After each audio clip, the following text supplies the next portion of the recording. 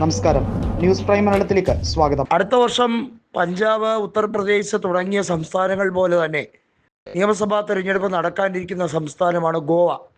വളരെ ചെറിയ സംസ്ഥാനമാണ്. 40 നിയമസഭാ സീറ്റുകളേ ഉള്ളൂ. 2 ലോക്സഭാ സീറ്റുകളേ ഉള്ളൂ. അതിൽ ഒന്ന് BJPയുടെ കൈവശവും ഒന്ന് കോൺഗ്രസിൻ്റെ കൈവശവുമാണ്. നിലവിലെ സാഹചര്യത്തിൽ നമുക്കറിയാം, കഴിഞ്ഞ നിയമസഭാ തെരഞ്ഞെടുപ്പിൽ പണത്തിൻ്റെ കൃത്യമായിട്ടുള്ള ഒരു റോൾ അവിടെ ഉണ്ടായിരുന്നു. അതായത് പണാധിപത്യം കൊണ്ട് ജനാധിപത്യത്തെ വെല്ലുവിളിച്ചാണ് BJP വീണ്ടും അധികാരത്തിലേക്ക് എത്തിയത്.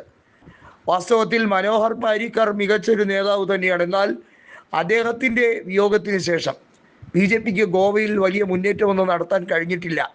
പ്രമോദ് സാവന്ത് അദ്ദേഹം മുഖ്യമന്ത്രി എന്ന രീതിയിൽ പരിപൂർണമായി പരാജയപ്പെട്ടിരിക്കുന്നു എന്നുള്ളതാണ്. ദിഗംബർ കാമത്ത് ഇടയ്ക്ക് കോൺഗ്രസിന് വെല്ലുവിളി ഉയർത്തുന്ന പല നീക്കങ്ങളും നടത്തിയെങ്കിലും ഇപ്പോൾ അദ്ദേഹം കോൺഗ്രസിന് വശംവദനായി നിൽക്കുക തന്നെയാണ്. എന്നാൽ കൂടുതൽ ആലോചനയിലേക്ക് പോകാതെ കേവല ഭൂരിപക്ഷം മാത്രമല്ല, 4/3 ഭൂരിപക്ഷത്തോടെ 30-ൽ കൂടുതൽ സീറ്റുകളുമായി സമ്പൂർണ്ണ വിജയം നേടിയെടുക്കാനാണ് കോൺഗ്രസ് നേതൃത്വത്തിൻ്റെ തീരുമാനം. നമുക്കറിയാം, BJP നേതൃത്വത്തിന് ഗോവയിൽ വലിയ തിരിച്ചടി ലഭിക്കും എന്ന് സർവേകൾ പലതും പറയുന്നുണ്ടെങ്കിലും BJP പലപ്പോഴും തെരഞ്ഞെടുപ്പ് കമ്മീഷൻ്റെയും അതുപോലെ SIR പോലുള്ള നടപടികളുടെയും വലിയ പിൻബലത്തോടെ തെരഞ്ഞെടുപ്പ് പ്രക്രിയകളെ തന്നെ അട്ടിമറിച്ചുകൊണ്ട് ജനാധിപത്യ രീതികളെ എല്ലാം വെല്ലുവിളിച്ചുകൊണ്ട് ഇതൊന്നുമല്ല, ഞങ്ങളാണ് എപ്പോഴും ഭരിക്കേണ്ടത്, ഞങ്ങൾ ജനങ്ങളോടൊപ്പമാണ് എന്ന തെറ്റായ പ്രതീതി തോന്നിപ്പിച്ചെടുക്കാൻ കഴിയുമാറുന്ന ഏറ്റവും നൂതന സംവിധാനം, ഹാക്കിംഗ് ഉൾപ്പെടെ EVMലെ തട്ടിപ്പുകളിലൂടെ പല സംസ്ഥാനങ്ങളിലും പല രീതിയിലുള്ള അധികാര പിടിച്ചെടുക്കൽ നടക്കുന്നുണ്ട് എന്നുള്ളത് കോൺഗ്രസ് ആരോപിക്കുന്നത് മാത്രമല്ല, തെളിവ് സഹിതം കൊണ്ടുവരുന്ന കാര്യമാണ്. ഗോവയിൽ നോക്കൂ, നമുക്കറിയാമോ, ഗോവയിൽ ആംഗ്ലോ ഇന്ത്യൻസ് കൂടുതലാണ്, ക്രൈസ്തവ മേഖലയുണ്ട്. കൂടുതൽ ഗോവയിൽ കണ്ടുവരുന്നത് പരമ്പരാഗത ഹിന്ദു വോട്ട് അല്ലെങ്കിൽ ഹിന്ദുയിസം എന്ന രീതിയല്ല. അവിടെയുള്ള ഒരു തീരദേശ സംസ്കാരം, ഗോവയിൽ കണ്ടുവരുന്ന ഒരു പ്രത്യേക ഒരു രീതികളാണ്.